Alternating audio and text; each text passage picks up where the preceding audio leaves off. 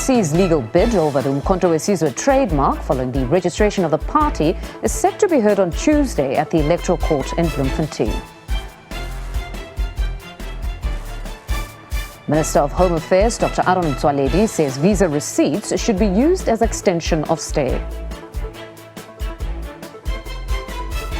And the bail application of 5 men accused of the murder of slain rapper Keenan aka Forbes and Tibelo Tips Motswane is expected to resume in the Durban Magistrate Court tomorrow.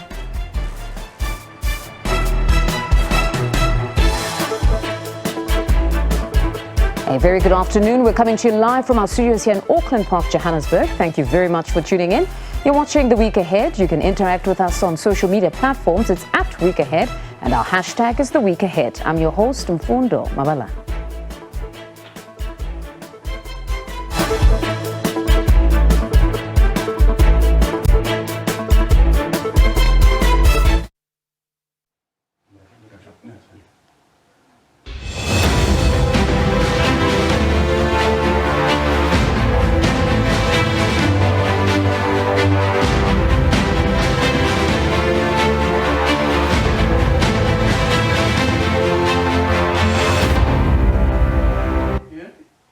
The ANC Women's League is meeting in Seshego in Polokwane today.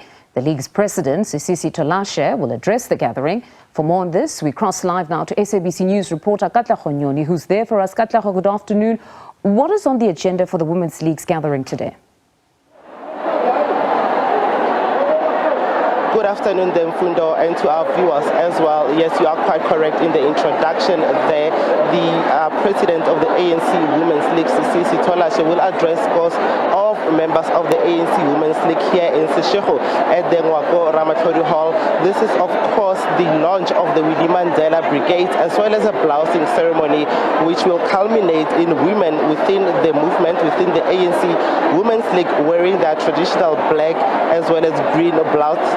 That ceremony is expected to start shortly. The program has not yet started, but as you can see behind me, multitudes of ANC Women's League members have already arrived inside the hall, of course, ahead of that address. Now, you'd remember when Sisisi Tolashe was elected as the president of the Women's League last year in July, President Cyril Ramaphosa there reiterated the importance of women within the ANC, saying that women are important towards ensuring that the party can attain an outright majority. The ANC Secretary General as well, Fikile Mbalula, when he was campaigning in a different part of Limpopo on Friday, also reiterated the importance that is played by women within the movement.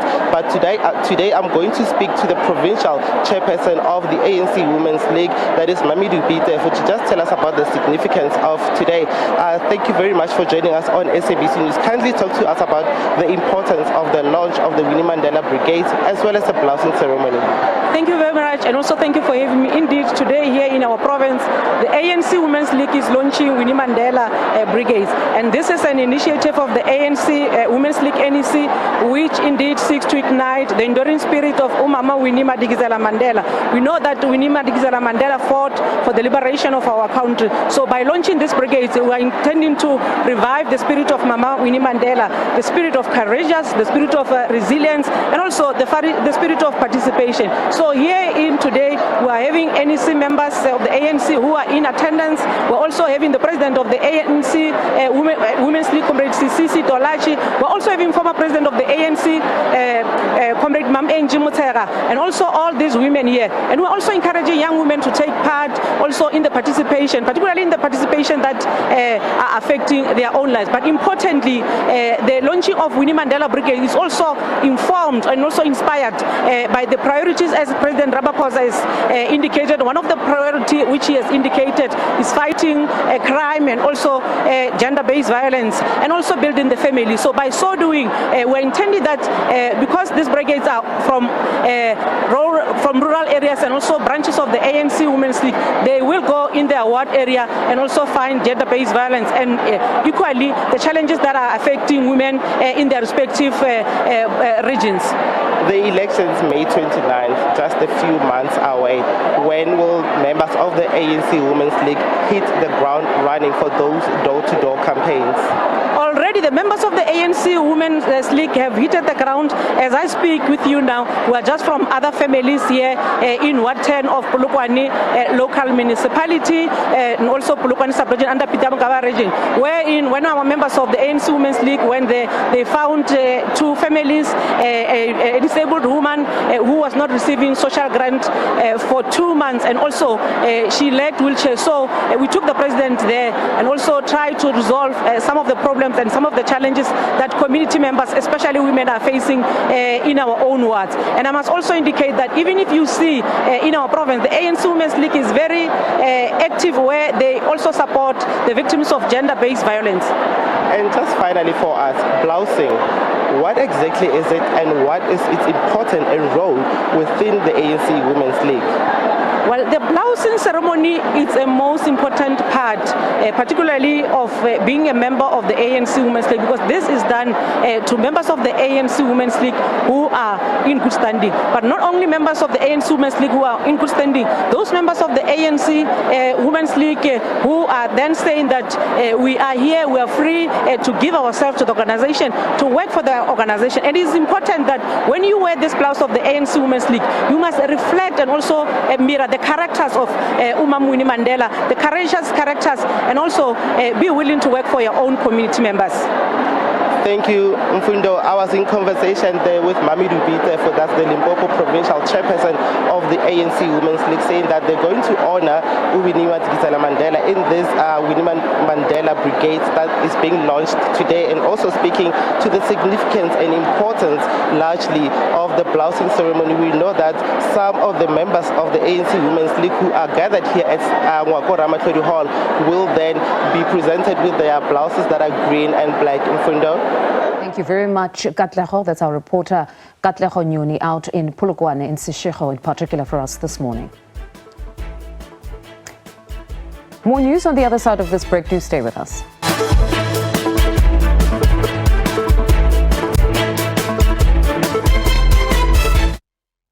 Welcome back. Thank you very much for staying with us. Visa receipts should be used as an extension of stay. Now, this is according to the Minister of Home Affairs, Dr. Aaron Mtsoaledi. Mtsoaledi briefed the media on issues pertaining to immigration and visas, which have been in the public space recently. As you would know, your passport and visas indicate the number of days you have been allocated to be in South Africa.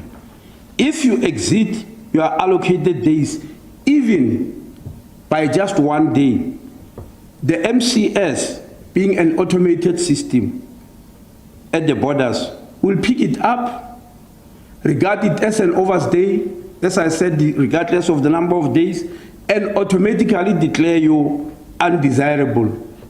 Fortunately, lawmakers in this country also realized that there could be a myriad of reasons that may cause a person to exceed the allocated days.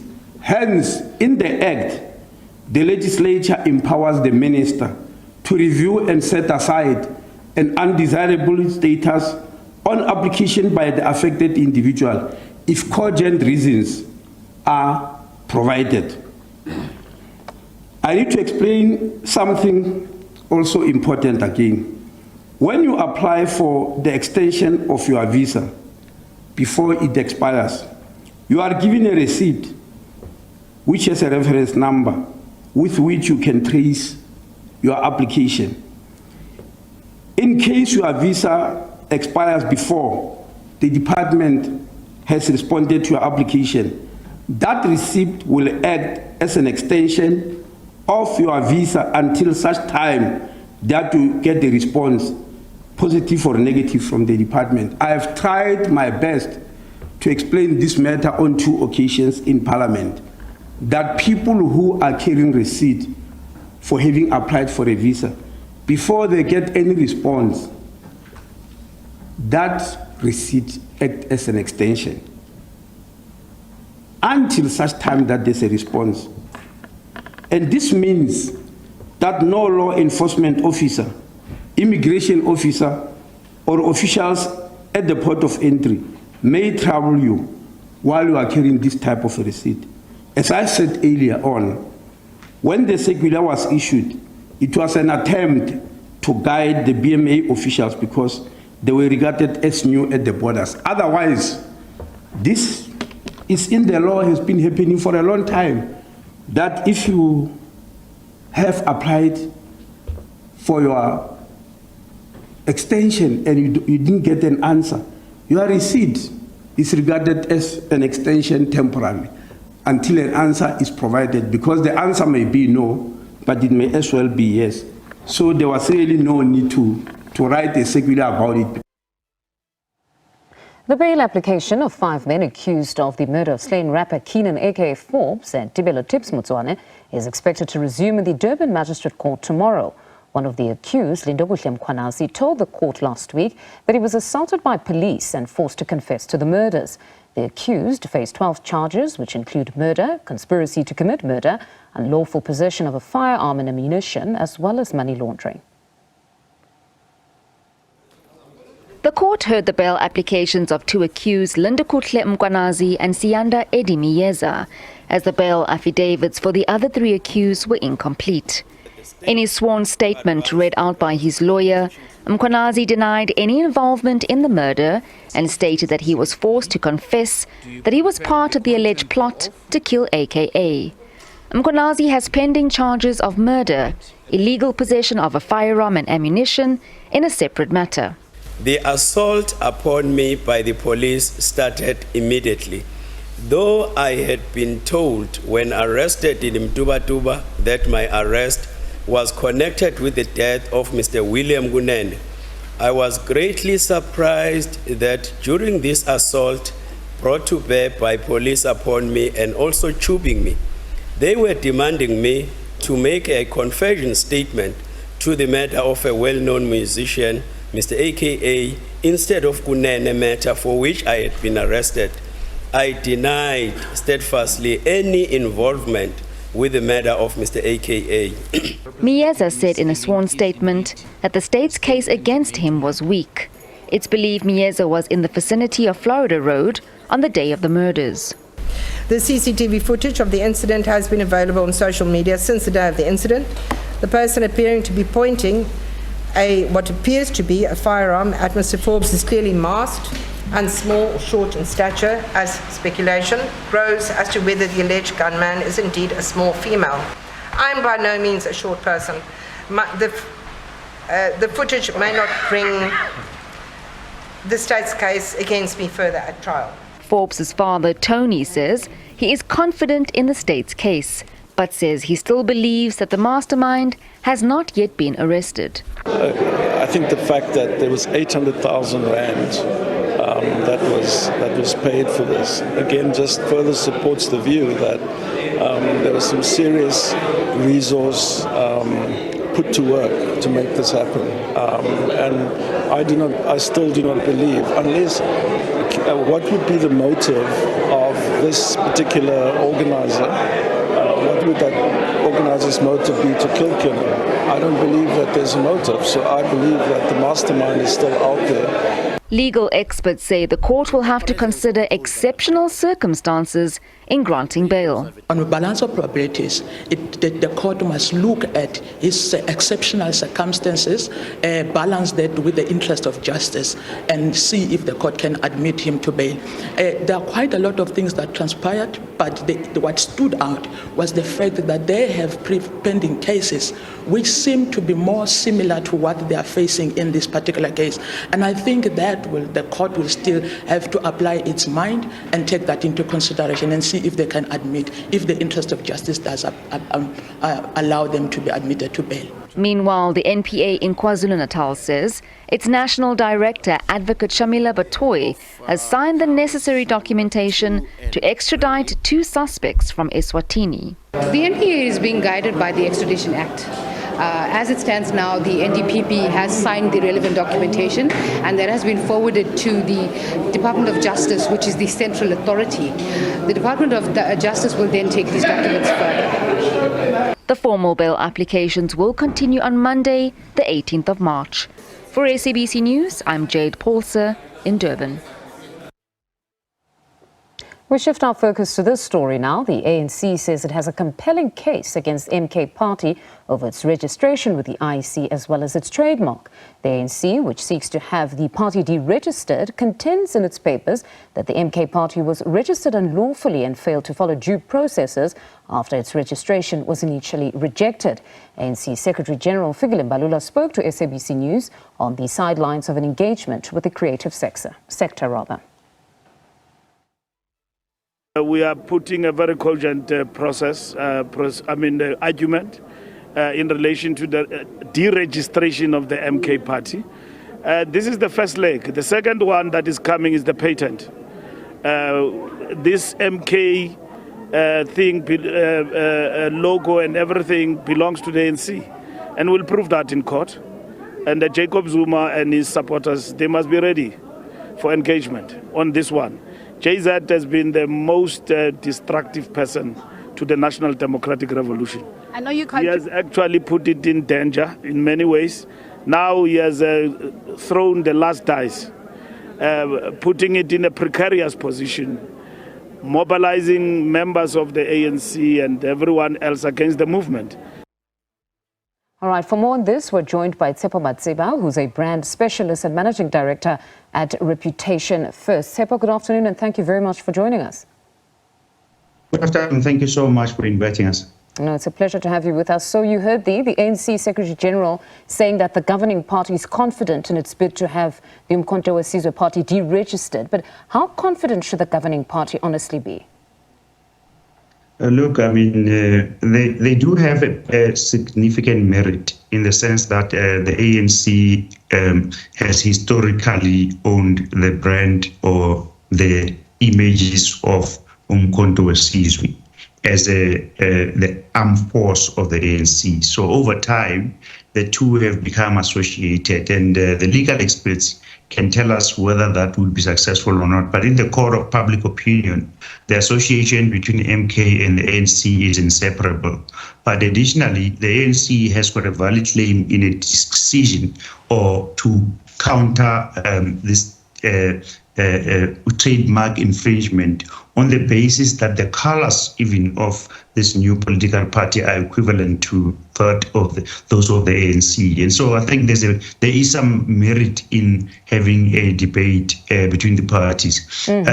Part of it is also electioneering, that you actually can create a name to create a hype, understanding that you might lose in court, but in the court of public opinion, you might be a victim. And so towards elections, if the court finds that there were infringements, the ANC might actually decide, the MK party might actually decide not to fight in court further, just say, we're victims here, we've been pushed out of the environment. And that's what's happening here. It's a political battle.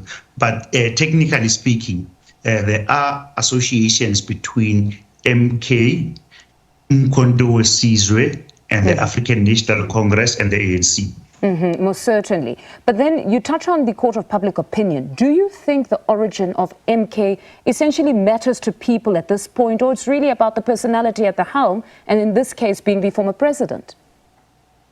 Well, in South Africa's voting population, what we've seen over the years is that even though the ruling party, and it's similar in other parts of the SADC in Africa, where liberation movements are powerful, it's very difficult to remove a liberation movement from power, even if you come as a former president. What we don't know, though, is whether former President Jacob Zuma is going to, and his party are going to harm the ANC nationally or provincially. What we understand, though, is that the pain is going to be felt in KwaZulu-Natal, definitely, and probably Gauteng.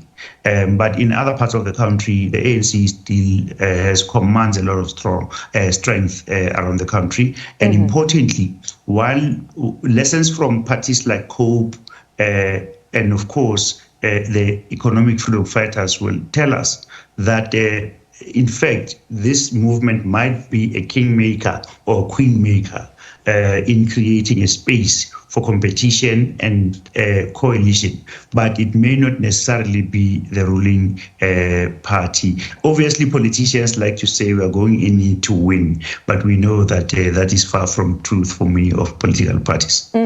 You touch on brands relying on invoking nostalgia in garnering a following. In this case, though, at this stage in our democracy, is history a plus or a minus in capturing the hearts and minds of South Africans, especially when you're talking of the African National Congress and its history? Well, look, people like my grandmother, who's 84, maybe 82, will still vote in patronage. But my son, who's now 20 this year, will not vote through patronage. They want service delivery, they want access to education, they want energy, they want the logistics system to work, they want transport to work, they want to be able to move around the country freely without inhibitions. And therefore, those people are voting very differently. His generation is voting very differently. And so I think that there's a shift in the pattern at which people are going to vote. I think that, liberation movements are going to survive for a while, but certainly not for too long. And unless the ANC especially revives itself and brings in younger people with fresh ideas, but it seems to be doing that. Apologies for interjecting there. Apologies for interjecting there, Tsepo, just in the interest of time. But the ANC seems to be doing that. They allow young people to come to the front of late. You've seen a very vibrant youth league. They are very courageous. They speak their mind. What more needs to happen if they are to heed the call that liberation movements, to a certain extent, start to lose support of the younger generation, so they would need to reinvent themselves, not just a case where they are renewing and focused on corruption alone, but how do they somehow capture the hearts and minds of young people? A brand is a promise fulfilled.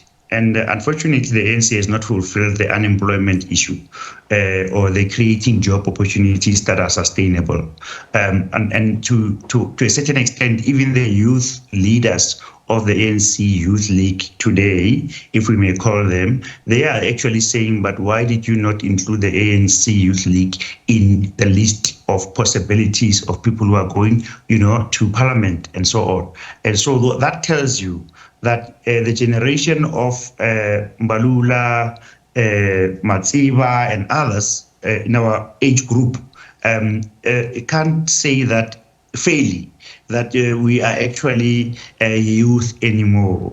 And in a sense, we often forget that we're actually getting grayer and grayer, and we need younger people to be in charge. And right now, we don't look young. Our people who represent us internationally, globally, can barely walk faster to keep momentum. They're not fit, but because they're old.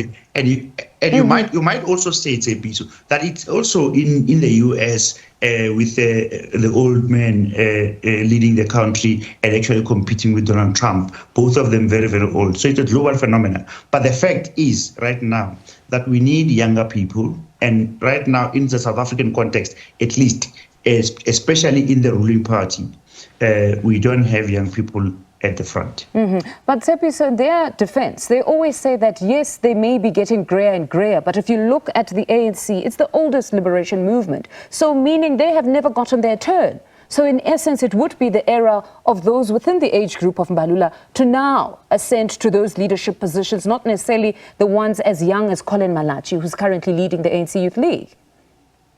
Yes, experience is very, very important, but you also know that experience without application is not helpful. So yes, we need the generation of the former youth league to move forward, but we actually need younger people. And when you look at brands in South Africa and companies that are JSE listed, they hire young people.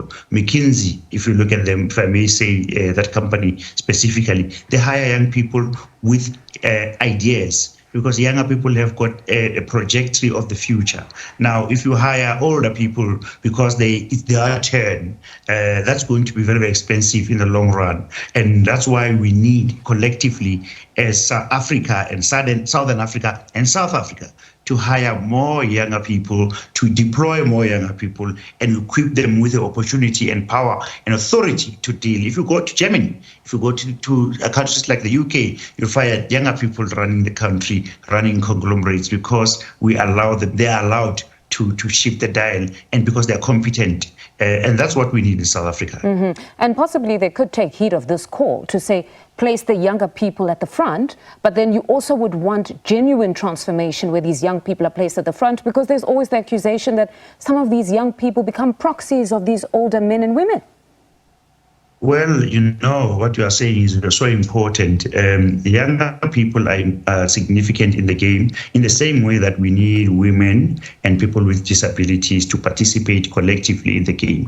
And women, by the way, populate South Africa more than males. And therefore, what you expect is to have a more shift towards leadership roles by women in South Africa, and that shifts the dialogue significantly. And so the debate about balancing the equation requires us to think holistically, to think including women, youth, and people with disabilities. And women play a huge role on the continent, and women play a huge role in South Africa, but they are not given the rate, the pace of movement is slow when you look at the numbers and when you contextualize it. Somebody said the other day it will take us 100 years for us to get to equity, and so we need more of thinking by these political parties, especially by the liberation movement. And I know the ANC a few years ago, they used to talk about how the extent to which they're going to shift women into more powerful political positions. And I think they're succeeding in that environment, but we need to see a much more faster pace of supporting women, especially entrepreneurs, to shift the dial in South Africa's economy. Now, Mr. Matsiba, just in closing, in the ANC's court papers, they contend that MK's logo resembles the ruling party's former armed wing, Umkhonto weSizwe, as we know. What role, though, does insignia play in expressing what a brand is all about?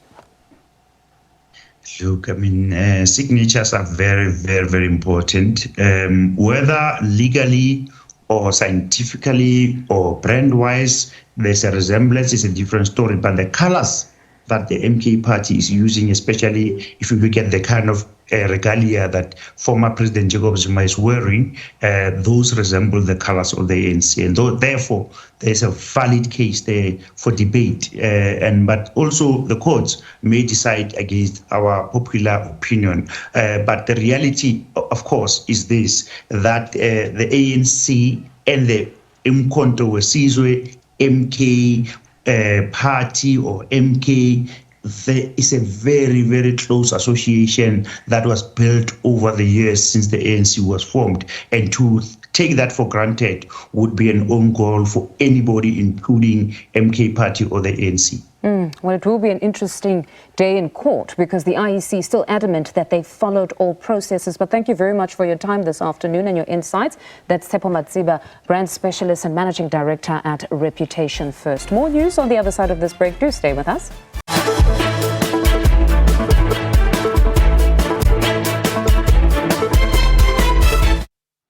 Welcome back. Thank you very much for staying with us. Now, President Cyril Ramaphosa will appear before the National Assembly for his first Q&A session for the year on Tuesday. For more on this, we're joined by political analyst Dr. Levindo. Doctor, good afternoon, and thank you very much for your time.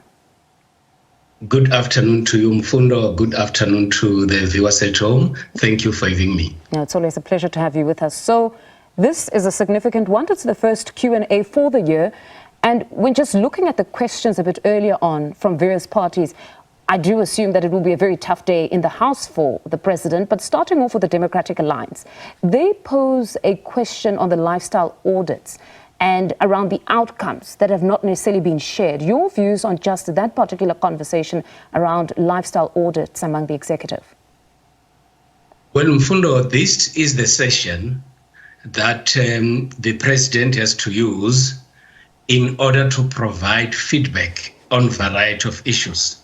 And that is why some of the issues that are being raised will relate to what government has been doing, and specifically now on matters relating to lifestyle audit. South Africa has been having very serious concerns about issues relating to corruption, issues relating to wrongdoings by politicians and ordinary citizens. And when he came into power, President Ramaphosa has been talking about fighting corruption, ensuring that things are done in a proper manner. So it will be important that towards the end of his administration, people will love to know what his government has been doing on matters relating to lifestyle audit, because indeed the talk against corruption and wrongdoing has been going on, and people will love to see action being done or something happening around such kind of issues. Then to the FF+, they are of the view that the president should have relieved Deputy Minister Dipuo Peters of her duties permanently and not necessarily just suspending her for a month. And they're citing common practice in democracies that place high value on governance. Your views on this, and particularly given the serious nature of some of the complaints against her of failing to appoint a CEO for PRASA and blocking an investigation on 14 billion that was spent irregularly, is 1 month honestly enough? You have a situation where generally people would say the president appears to act very slowly, or the president appears to be very lenient when it comes to members of the executive who are actually found to be on the other side of the law or of ethical conduct. My expectation would have been that the president should have actually acted harshly in order not to set example, but in order to ensure that those that are serving with him in his administration and the entire nation should believe that indeed the president appears not to be happy with wrongdoing amongst members of his executive. And unfortunately, the president appears to have taken a route that is described or seen as being very lenient. And of course, I also expected the president to have acted very harshly, so that indeed we should say, indeed, the president is quite very serious about wrongdoing and unethical behavior amongst the members of the executive. Would you also have wanted perhaps for her to be relieved of her duties, because you can't suspend her for 6 months because they're going into elections now, so it's neither here nor there. So in that instance, would you also be of the view that perhaps she should have been relieved of her duties permanently? If you look at the timing, the period in which this has actually taken place is taking place when we're moving towards elections, and also at the same time, the sentence, in my view, appears to be quite lenient. The president is given the powers to appoint and also to remove people from such offices. And my sense is that he shouldn't have even thought twice about it. He should actually have acted very harshly, because indeed, wrongdoings and any conduct that appears to be unethical has to be dealt with in a very harsh manner. Now, still on holding the executive accountable, the IFP posed a question now broadly around the members of the executive mentioned in the Zondo Commission who are yet to be sanctioned in any form. We all witnessed or saw the outcome of the ANC-NEC meeting around candidates who are eligible to stand post the elections. They maintain, as the African National Congress, that it's unlawful to sanction individuals who are yet to be charged, because the Zondo report merely called for further investigations. Your view on this one, can the president actually act in this way when there's just a recommendation for further investigations? The role of opposition parties is to ensure that the executive has to account, and also at the same time to ensure that any wrongdoing is not acceptable. And my view is that even though there are people who have been mentioned in the Zondo Commission, the difficulty would be that the president has to continue with his responsibilities of leading the executive, but at the same time, law enforcement agencies have to play their role. And of course, that is why there has been a lot of concerns and interest in the list of the ANC of those who are going to parliament, because of course you would have people saying that those that have been mentioned in the Zondo Commission, maybe they shouldn't be part of the list. And on the other side, you have got law enforcement agencies that are actually not doing their part. So this, in my view, it's an issue that the ANC has to deal with very, very seriously in order for it to cleanse its image in the public space. And of course, we're still going to have a lot of such discussions happening. But my view here very seriously is that you need the functional law enforcement agencies to assist the nation in ensuring that the chapter of those that are mentioned in the Zondo Commission is closed. And if nothing is done, unfortunately, this is going to be a permanent discussion that we're going to have for a longer period of time in South Africa. And this discussion will continue because many citizens are pained by the amount it's cost the nation, 1 billion rand. And if there's nothing that's to be done beyond that, where it's said that the NPA has not preferred charges against anybody, so there's no movement, but 1 billion is gone. The unfortunate part is that indeed a lot of financial resources were utilized and a lot of wrongdoings were exposed. And unfortunately, you still have, after such a long period of time, law enforcement agencies having done nothing about it. And that, in my view, points at the capacity and the will of the law enforcement agencies to assist South Africa and to be relevant in terms of their own responsibilities. And unfortunately, that does not appear to be the case. Let's hope that in the near future, we're going to hear something from the law enforcement agencies. And my view is that our law enforcement agencies in the country appears to be disappointing, and something has to be done about that. All right, Doctor, thank you very much for your time this afternoon. That's Dr. Levindo talking to us ahead of the President's first Q&A in Parliament this week. To this story now, the sleepy town of Machadodorp in Mpumalanga is buzzing with the locals and tourists spoiled for choice. The annual My Body, My Space Public Arts Festival is underway in Machadodorp, and social justice issues are amplified through various art forms on the streets. The festival is taking the conversation about human rights, women, children, environmental challenges, and rural inclusion to new heights. The public festival includes arts, dance, theatre, as well as music. A public art festival on the move.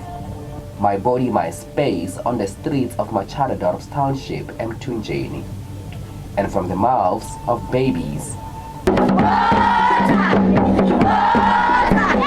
Water challenges, pollution, and climate crisis are some of the issues highlighted. And for the performers, it is all in the hands and feet coordination, with emphasis on fluid movement. To tell the stories. The performance was about water pollution. It's about cleaning water, keep the water clean. Yeah, that's all. Because when water is polluted, we end up being sick as children, as young children. A palpable message resonating with these young people. There are children performing about environmental conditions and all of that.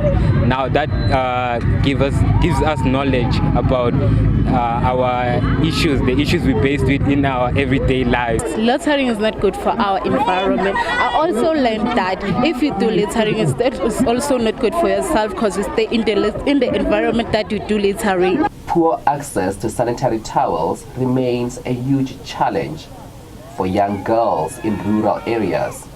Their plight is not forgotten. Raising awareness of pets, they should be free as much as condoms, which is a thing that is people, they don't get to notice about these things. I'm a condom, they are free, but pets, they are much expensive. Others were seeking deeper connections with the area. And I think we went to 3 spaces, which is the railway, the cemetery, and I don't remember the other one. And we had to make connections and the importance of those places. But again, as much as they were abandoned, for us they were abandoned and everything, but there were stories in that. There were powerful stories, and I feel like the people or the community around it don't pay attention. South Africa is celebrating 30 years of democracy, and these artists are raising issues of inequality and injustice. Is to engage the things that people don't like to talk about, don't like to look at. So the festival is organized around this concept of human rights, right? Inviting artists to explore and speak to human rights. And this year in particular, last year even, we were marrying climate change, the climate crisis, into the conversation. Because in our opinion, you can't talk about climate issues without engaging human rights. A truly unique festival with a message for social change. Dumela Machoho, SABC News, Machadosdorp. The Northern Cape's flagship musical festival, Diamonds and Doorings, is back, but not without controversy. Some artists in the province have raised concerns about the return of the event, which first took place as far back as 2001. They accused the Provincial Sports, Arts and Culture Department of sidelining them at one of the biggest festivals in the province. SABC's Clement reports. After a 4-year absence, the Diamonds and Doorings Music Festival is back. However, the event, set to take place later this month, has sparked concerns in the arts and entertainment industry. Some artists expressed unhappiness about the approach taken by the Provincial Department of Arts and Culture. My plea to the department is that they should be able to work hand in hand with the groups and artists. So there must be more development. Our artists are so much talented, but if you don't get much support, that's where you see some of us or most of us end up being on drugs and alcohol abuse. The challenge that I face as an artist is access to facilities that I can enhance my talent.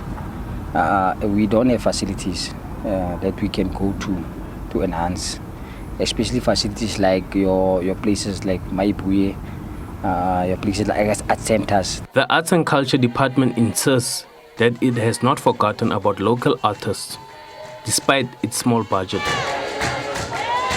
So yes, we have an array of programs to support and develop our artists. And also, yes, we are faced with challenges in terms of budgetary constraints. We can only do so much with the financial resources that we have available. And I do understand that the demand is greater than the supply which we can provide. The much anticipated Diamonds and Doorings Festival is expected to be organized by a local service provider, supported by the Arts and Culture Department. Local artists are hoping the service provider will consider them for the lineup. I'm just hopeful that some of us we will get a chance to go showcase our talents there by the event, because of it's something that we can pride ourselves with in the province. You know, Diamonds and Doorings is a very big event, and some of us would really love to see ourselves performing on such a big platform that originates, especially here from home. We've been trying since its inception, all these past years, to get booked or gigs there, but we couldn't. So now this year also we tried, because we heard that it's coming back. So, but until now we did not have any communication in terms of who are we approaching in terms of getting booked.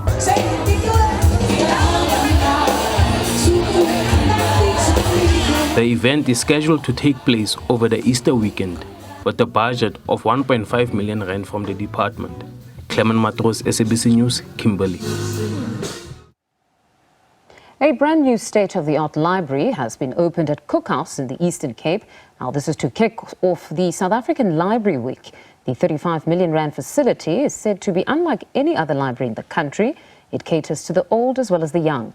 It sources its own running water and electricity supply, making it immune to water outages and load shedding. SABC News reporter Kim Daniels has the story. A state-of-the-art facility aimed at providing a haven for the young and old. Encouraging people to come and use the library. It's never too late to learn. You can come and read books here. Even older people must come and utilize the library. As you can see, there are computers here. So learners will be able to utilize internet. And I'm told that in this library, the library that we're providing, even if municipality doesn't have water, we have reserves here. So there will be water. Electricity, even if there's load shedding, there will be electricity. The facility is named after Welcome Baskiti, the first black graduate from the area. This will benefit our children and more generations to come. It is also good to be acknowledged while you're still alive.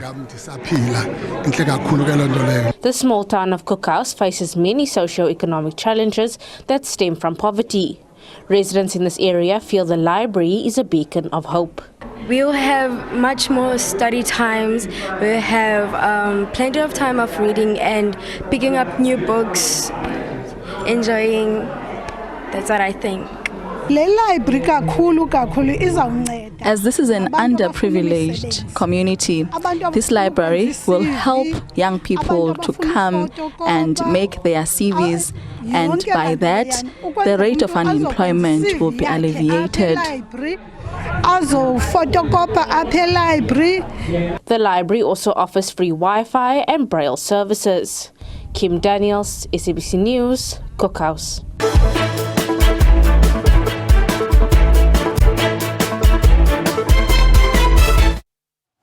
Welcome back. One of the world's largest polling exercises will get underway in India next month. The country will vote in 7 phases spanning nearly 2 months. Prime Minister Narendra Modi is seeking a rare third term in these elections, and surveys show he's leading the race. Polls in India will open on the 19th of April and close in the first week of June, which is when we'll also have a winner declared. India's Election Commission says this time around nearly 1 billion voters are eligible to cast their ballot across 1 million booths over a span of 2 months, making this one of the largest polling exercises in the world this year. Prime Minister Narendra Modi, who's first swept to power in 2014, is widely expected to win comfortably according to opinion polls. If he does, he would become only the second Indian leader in the country's independent history to have won 3 back-to-back terms. Mr. Modi addressed an election gathering over the weekend where he told those present that as far as he knows, voters have already decided to give him another chance in office, and he thinks his party will win 400 of 543 seats in India's lower house of parliament. He's touted his success, says under his rule India has become the world's fastest growing major economy. Also speaking of his many welfare schemes, and said that under his rule Hindus in the country have been able to reclaim their cultural heritage. He's making a reference mostly to the inauguration of a controversial Hindu temple at the start of this year, which has been built at the site of a raised mosque.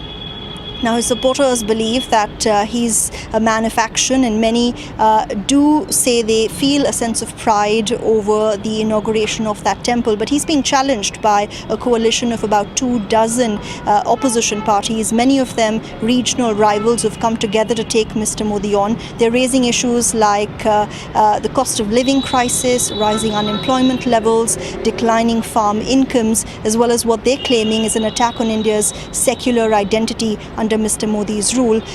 But experts say that given Mr. Modi's popularity, it will be a tough challenge to defeat him in the upcoming elections. Neha Punia, SABC News, New Delhi. The main UN aid agency operating in Gaza says that acute malnutrition is accelerating in the north of the Palestinian enclave. This says Israel prepares to send a delegation to Qatar for new ceasefire talks on hostage deals with Hamas. The United Nations Relief and Works Agency for Palestine Refugees says 1 in 3 children under the age of 2 in northern Gaza are now acutely malnourished, putting more pressure on Israel over the looming famine. A second ship carrying humanitarian aid for Gaza was set to leave Cyprus on Saturday, organized by the charity World Central Kitchen. We have flour, rice, and of course we have dates. After pioneering a new sea route to the embattled enclave, a rep from the charity put out this video said to show the second vessel being loaded up. We are right now at night working non-stop to get more aid to Gaza. The U.S. and Jordan carried out another aid drop on Saturday as part of a sustained effort, U.S. Central Command said. The aid push comes as Israel faces growing pressure over looming famine in Gaza, and as it prepares to send a delegation to Qatar for fresh ceasefire talks on Sunday. A source told Reuters Israel's delegation will be led by the head of its Mossad intelligence agency, David Barnea. Hamas presented a new weeks-long ceasefire proposal, including a hostage and prisoner exchange, which Israeli Prime Minister Benjamin Netanyahu's office said was still based on unrealistic demands. Previous efforts to pin down a ceasefire before the start of Ramadan this week have repeatedly failed. The more than 5-month-long conflict has left much of Gaza in rubble, triggering a massive hunger crisis that has alarmed even Israel's allies.